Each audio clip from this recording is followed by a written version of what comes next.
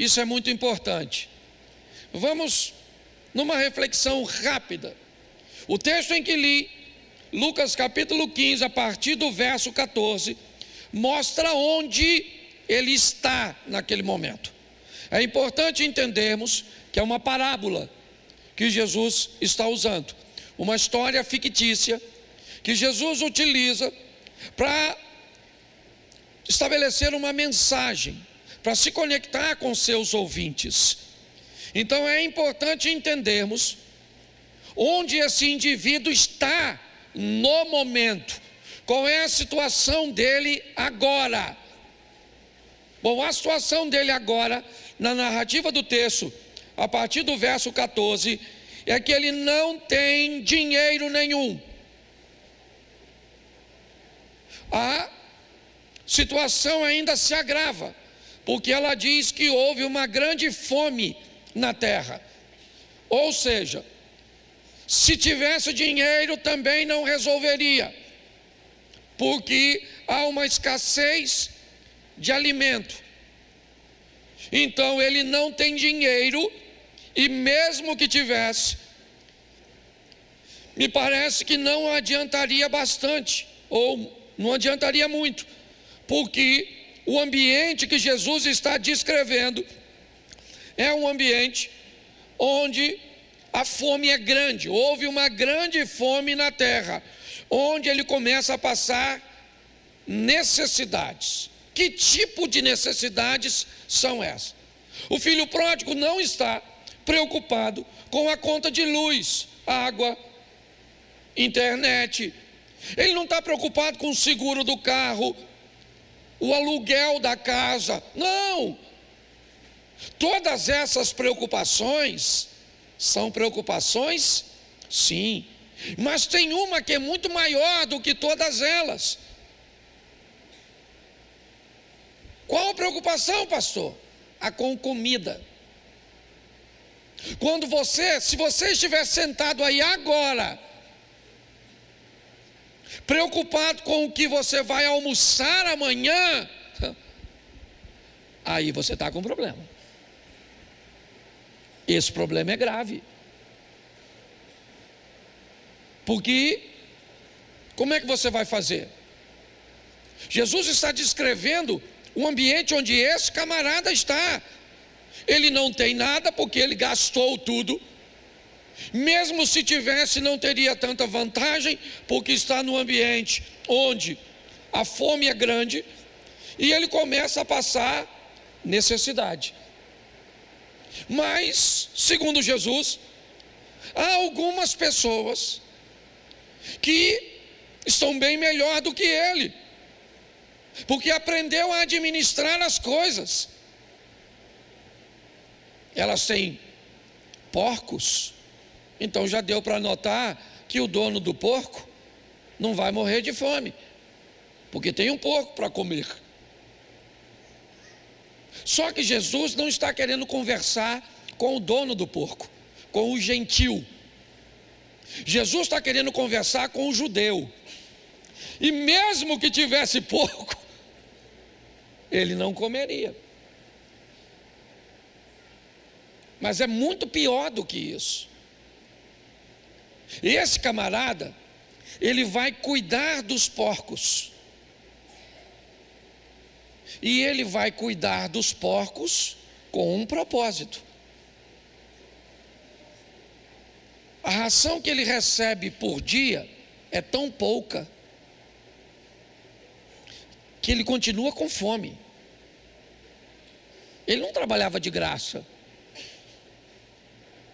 Pastor, mas não é uma história fictícia? Sim, então a gente pode entender o que Jesus está querendo transmitir. É um cara que está sem dinheiro. Se tivesse dinheiro não adiantaria muito. O ambiente é de muita fome. Ele recebe a humilhação de ser um judeu que cuida de porco. E pior, ele está querendo comer a comida do porco. É isso. Ele vai pedir ao homem que alimenta o porco: me dê um pouco da comida do porco. E as pessoas não estavam muito interessadas. Bom, isso é onde ele está. Isso é onde ele está. Ele está no meio de uma grande crise, de um grande problema, de uma situação desafiadora. Aqui, segundo Jesus, ou o que Jesus quer mostrar, é que ele é praticamente 100% culpado daquilo que está vivendo, se você conhece a história do filho pródigo. Mas esse é o estado que ele está no momento, sem dinheiro, com fome, disputando comida com o porco. Bom, isso é onde ele está. Mas vamos descobrir onde ele esteve. Onde ele esteve antes de estar no lugar que ele está agora. Porque talvez você possa olhar onde o seu casamento já esteve e onde ele está agora. Onde a sua saúde já esteve e onde ela está agora. Onde o seu filho já esteve e onde ele está agora. Isso é revisão. Quando nós olhamos de onde ele veio, será que a história já começou? Gastando tudo. Tudo o quê? Uma grande fome. Fome onde? Cheio de necessidade. Onde? Humilhação. Onde? Onde ele está agora, não onde ele esteve antes. O verso de número 17 faz ele dar uma olhada no passado. Eu vou usar o verso 2 vezes. Quantos trabalhadores de meu pai têm pão com, e eu estou morrendo de fome. Preste atenção. Esse rapazinho aqui agora, ou o que Jesus está querendo talvez falar comigo ou com você agora, já que o rapaz não existe de fato, o que existe são pessoas que jogam tudo fora, que viram as costas para um ambiente ordeiro, satisfatório, amigável, para compartilhar momentos como esse, de sofrimento. Onde ele esteve? Ele esteve na casa do pai. Num ambiente onde ele mesmo diz: quantos empregados do meu pai têm pão com fartura, e eu aqui pereço de fome. Olha só, é a descrição dele. Ele está dizendo: por que eu estou aqui vivendo isso, se eu já tive vivendo tanta coisa legal? Quando um casal vem falar comigo sobre divórcio, a primeira pergunta que eu faço: quantos anos você tem de casado? A segunda: durante quanto tempo foi bom? Quanto tempo foi legal? Quanto tempo? Será que foram apenas 5 meses? 1 ano? 2 anos? 5 anos? Quanto tempo foi legal? Talvez o que as pessoas consigam fazer com muita maestria é narrar onde estão, mas são incapazes de olhar para onde estiveram. Dá uma olhada. Foi o que ele fez. Na casa do meu pai tem pão com fartura, e eu aqui onde eu estou pereço de fome. Está certo, está bom. Pessoas cometem erros, pessoas cometem falhas, nós não somos perfeitos. Você corre o risco de fazer um negócio mal feito, você corre o risco de cometer um erro ao contar um segredo para alguém, a fazer alguma coisa que te traga danos, prejuízos. Pô, mas eu estava tão legal e eu acabei fazendo isso e entrei nesse buraco. Tá certo, eu não estou pedindo perfeição de ninguém, não é isso. Mas é importante nós entendermos que nem sempre estivemos onde estamos agora. E talvez o lugar que estamos agora seja pior do que onde estivemos ontem. Se for melhor, faça uma manutenção. Se for melhor, cuide. Talvez se você olhar para seu casamento há alguns anos atrás, ele é muito pior do que é hoje. Se você olhar para seus filhos, estavam perdidos, hoje está no caminho do Senhor. Você estava desempregado, hoje está empregado. Quando você olha para trás e faz uma leitura, talvez hoje, certo? As coisas estejam muito mais organizadas. E se estiverem, a Bíblia diz: aquele que está de pé, faça uma manutenção para não cair. Mas essa não é uma história desse tipo. Essa é a história de alguém que esteve na casa do pai, gozava da proteção do pai, certo? Gozava dos benefícios do pai, tirava proveito de tudo o que o pai lhe oferecia, mas ele quis viver a própria vida, cometeu erros. E agora, como é que nós vamos tratar esse tipo de pessoa? Será que é isso que Jesus está querendo, nos mostrar? Porque primeiro eu mostrei para você onde o rapaz está agora.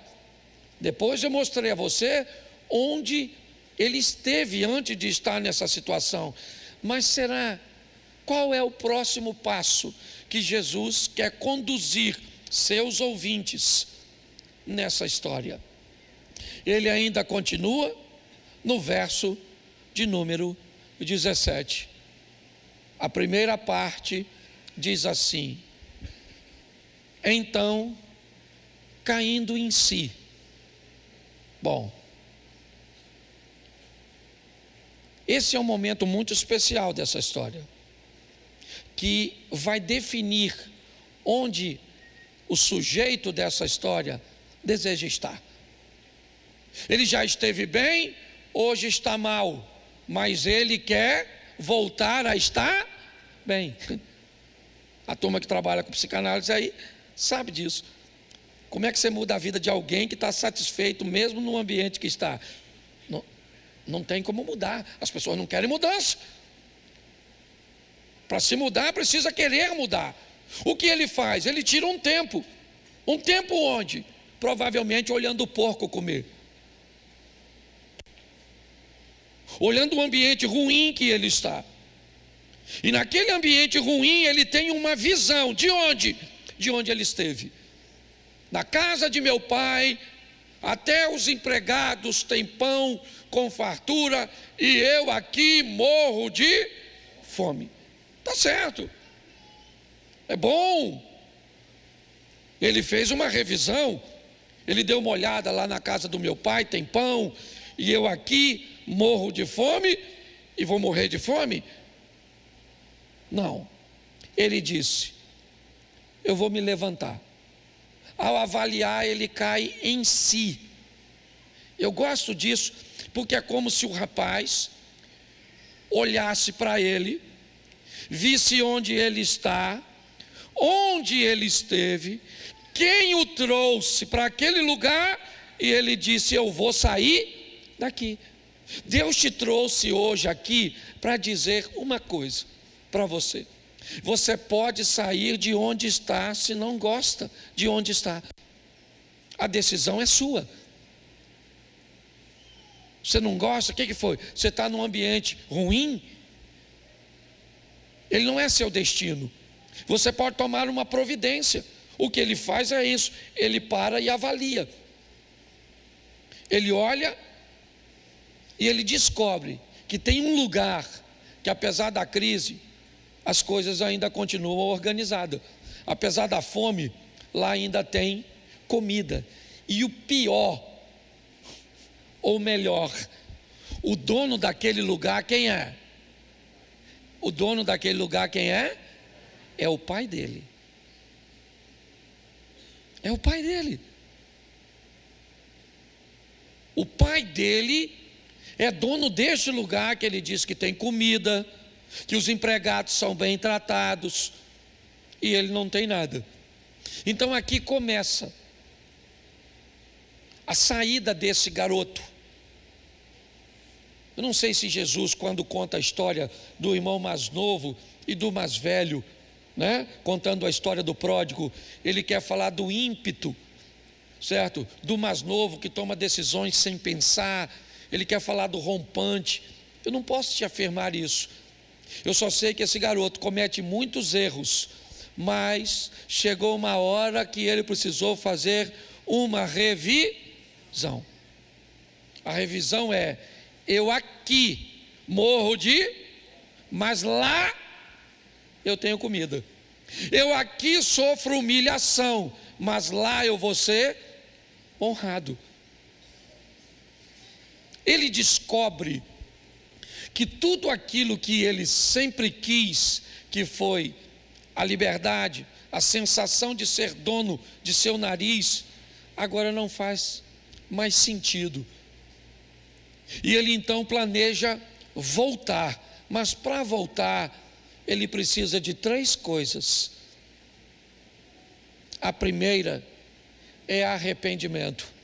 Arrependei-vos e convertei-vos. Lembra de onde caíste. Preste atenção, porque isso é muito sério. A minha proposta para você hoje, faça uma leitura da sua vida. Mas pastor, não dá para ser mais preciso? É claro, na área onde você, certo, observou que está sofrendo. O que é? É grana? Então tá bom, vamos sentar e, como eu disse, vamos ver trabalho, gestão, vamos ver, é isso. O que é? É casamento? Opa, legal, então vamos dar uma olhada o que é casamento, o que é divórcio, o que é segundo casamento, o que é perdão, o que é compartilhamento. Vamos descobrir que casamento é um produto que não se paga à vista, é financiado, e não se paga por mês, é por dia. É isso? O que é? Você está com um problema de caminhada de fé? Essa é a grande questão? Então tá bom, vamos falar de fé, vamos falar de Deus. Vamos estabelecer um ambiente onde você possa, certo, revisar as coisas, dar uma revisada no seu comportamento e por que as coisas estão acontecendo. Mas onde? Na área que você indica sofrimento, perda, dano, humilhação, é só isso. As áreas que não precisa, faça manutenção e está tudo certo. Quando este rapaz olha para tudo isso, ele não vê fatalidade, não. Ele não vê aquilo que nós vemos quando Jesus está morrendo. Quando Mel Gibson fez aquele filme, né, A Paixão de Cristo, eu quase morri. Quase morri quando fui assistir aquele troço, de tanto que eu chorei, quando Jesus estava apanhando daquele jeito, caindo com aquela cruz, e eu chorando, como se eu não quisesse que ele morresse, e pior, como se ele fosse um coitadinho. Não, ele não era um coitadinho. Ele falou: ninguém tira a minha vida, sou eu que estou entregando, pronto. Ele não era uma decisão para que eu e você pudéssemos ter acesso a uma vida de verdade. Às vezes nós olhamos de forma muito errada. O que nós precisamos é nos arrepender. Arrependimento. Você quer mudar de vida? Faça uma revisão e arrependa-se. Entendeu? Ah, pastor, eu quero dinheiro mesmo, mas eu não gosto de trabalhar. Então arrependa-se dessa preguiça. Você está entendendo? Ah, pastor, eu até sou muito trabalhador, mas eu não gosto de estudar. Então dá um jeito. Poucas pessoas que eu conheço nessa vida gostam de estudar. Poucas. Eu nunca gostei. Eu não posso falar mentira. Certo? Mas tinha que estudar? Tinha. Então invista em você. As pessoas precisam se arrepender daquilo que está lhe fazendo mal para você mudar. Se você não arrepende, como é que acontece? E pior, tem gente que não arrepende, ele tem remorso. Deixa eu falar de uma forma muito simples aqui, pelo menos para mim, a diferença de remorso e arrependimento. Quando você faz uma besteira e dá remorso, me parece que ela é uma dor muito aguda, mas muito forte, mas não dura muito não. Entendeu? Ela é uma diferença. Ai, meu Deus, por que eu fiz isso? Ai, nossa, eu não podia fazer. Eu feri Deus. Olha, eu não sou digno. Não sou digno. Ai, meu Deus. Menino, se for remorso, passa rapidinho. Já você está rindo de novo. Deus sabe que eu não sou perfeito. O arrependimento não. O arrependimento não dói tanto igual o remorso, não. Mas ele fica ali futucando nós. Para nós nunca mais fazer. Não faça. Aí você fala, ai, que vontade. Não faça. Eu fico com vontade de usar exemplo ruim aqui. Não vou usar, não. É porque tem uns exemplos que se eu usar, ele é cirúrgico. Sabe assim, mas ele é tão feio que eu tenho medo de ferir os visitantes. Deixa quieto. Você vai ficar curioso, tá certo? Mas quando você faz, já viu aquele troço que você faz? Que logo assim que você faz, mas dá uma dor assim em você. Você fala, nunca mais eu vou fazer? Pois é, se for remorso, menino, você faz quase todo dia. Quase toda semana. Estou falando sério. Eu estou fazendo sério. Certo? Eu já tive problema com algumas coisas que não é difícil parar de fazer. E era remorso. Depois que você se arrepende, a dor não vem muito forte na hora não, mas ela fica ali. E aí você olha para ela toda vez que vai fazer e fala, não vou fazer não. Estou com vontade de fazer. Bom, não vou. Não vou. Arrependimento. Se você não arrepender, meu filho, você não muda de vida.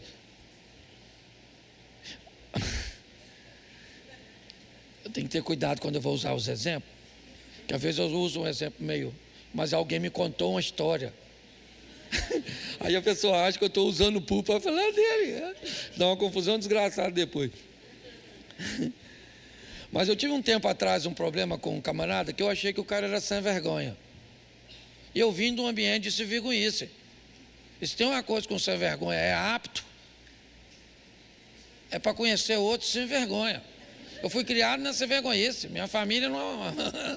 Só Jesus. Certo? E eu falei, esse malandro, isso é.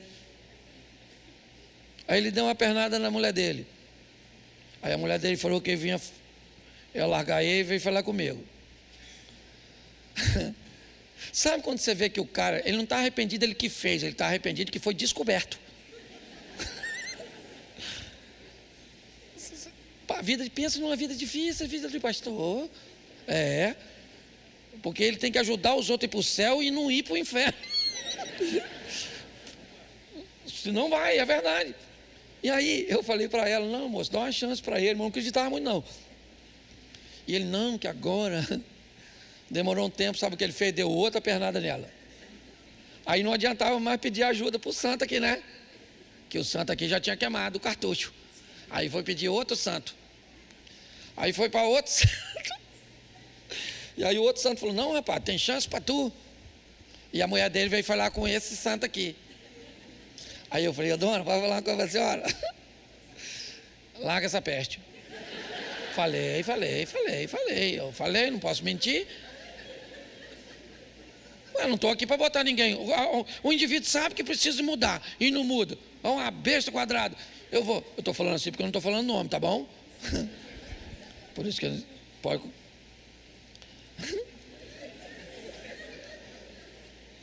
Ela, coitada, com o coração assim, amando. Porque o mundo é esquisito. Se o cara é bonito, é um gato. Se é mau caráter, é um cachorro. É uma bagunça. Ela acreditou que ele ia mudar, deu outra pernada nela. E agora, provavelmente, nem levanta mais. Já está andando assim, ó, sentadinho, de tanta pernada que está levando. Porque tem gente que não quer mudança. Meu irmão, nós não estamos aqui de brincadeira não, rapaz. Tem gente aqui pregando, orando, ensinando. Você pensa que a vida é fácil para a gente? O bagulho é doido, rapaz. É ou não é verdade? O negócio é difícil. Aí a gente encontra gente de molecagem, não quer arrepender, vai para o inferno. Mas não perturba nós. Porque não é difícil só para você não.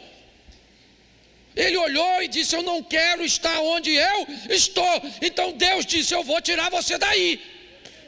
Se você quiser sair de onde está, o Deus que nós servimos é poderoso para te tirar de lá.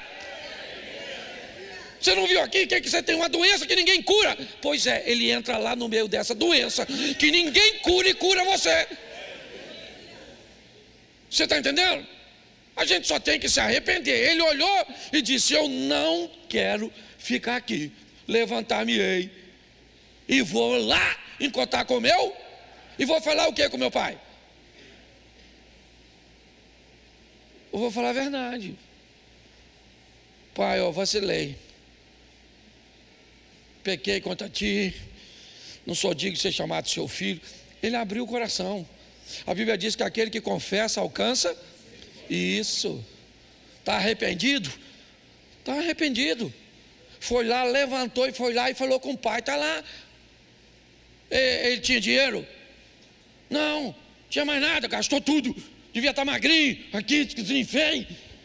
Deve ter saído com uns tênis maneiros de marca, um iPhone, uns troços. E voltou sem nada.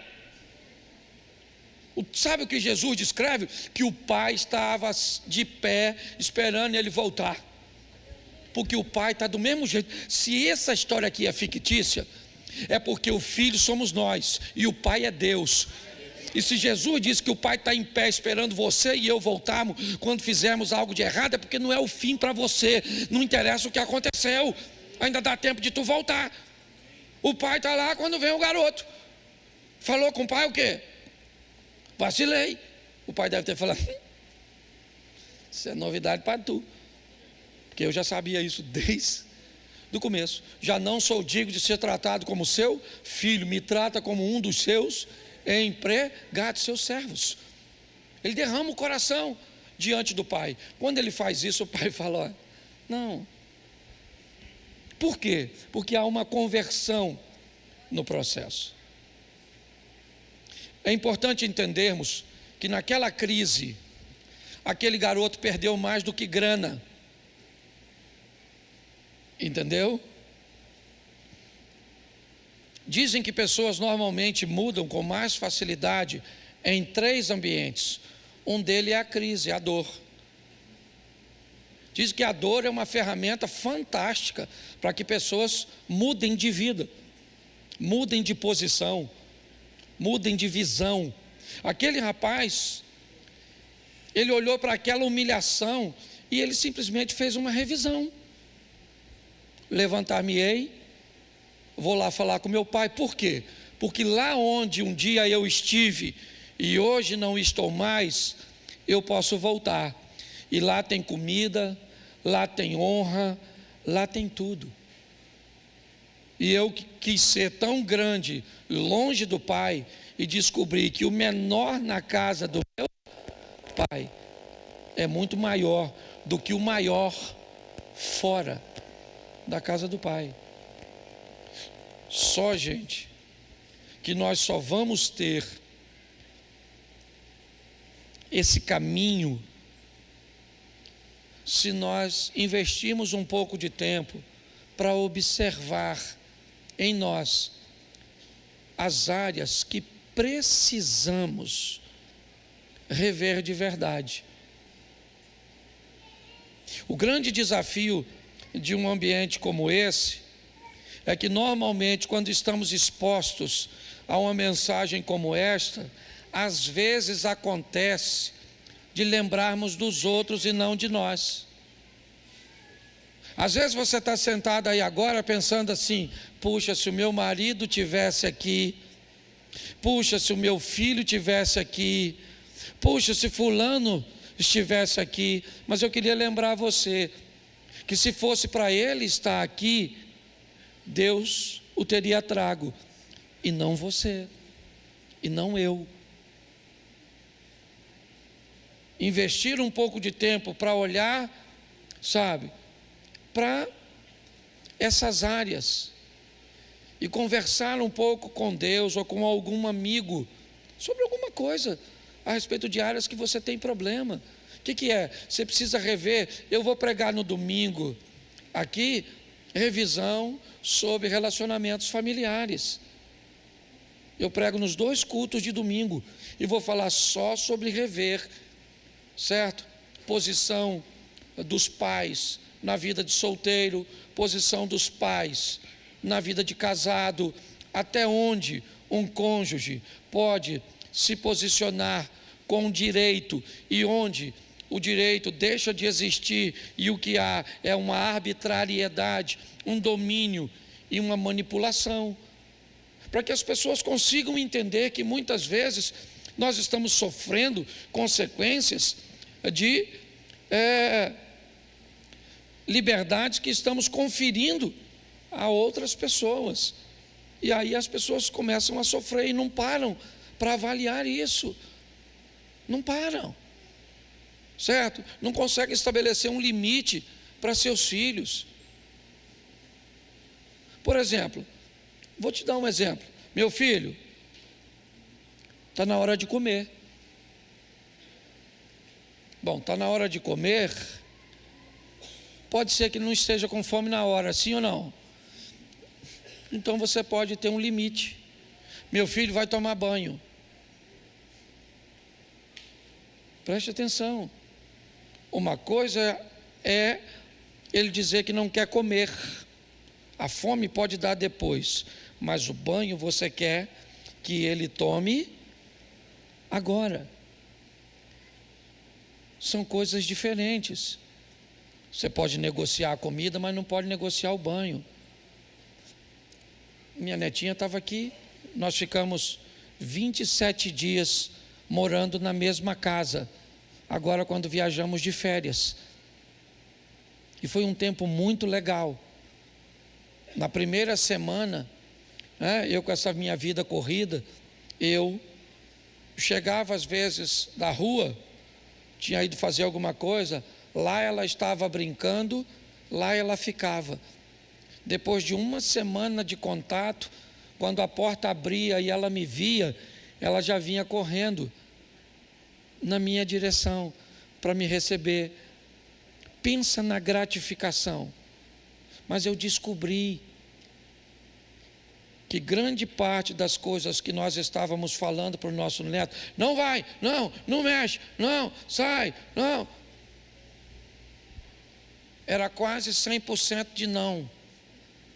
Eu descobri que a maioria das coisas que eles iam fazer, eles podiam fazer, e nós falávamos não. Só precisava um pouquinho mais de orientação. Vá, mas vá com cuidado, segure firme. Entendeu? E aí, ela descobria que podia continuar fazendo. E eu fiquei olhando aquilo e revendo, muitas vezes, a maneira que nós criamos os nossos filhos, que nós estabelecemos limites, que nós damos limite para os nossos pais, para os nossos filhos.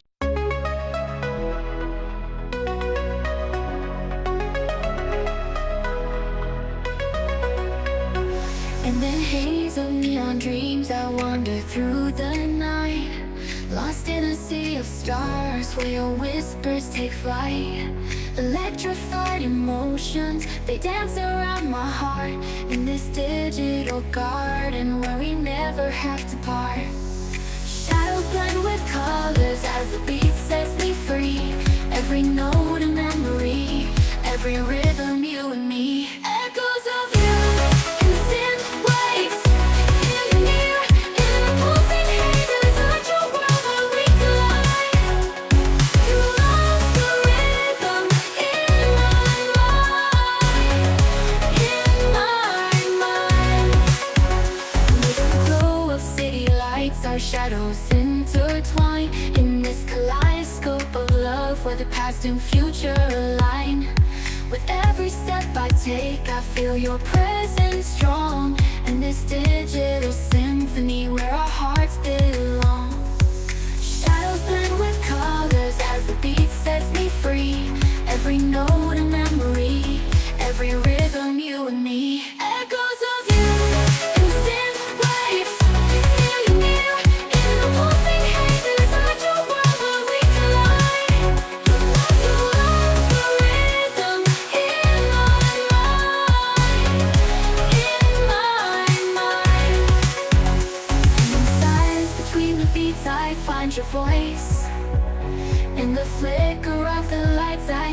choice. Together in this dream we'll never fade, and the echoes of our love will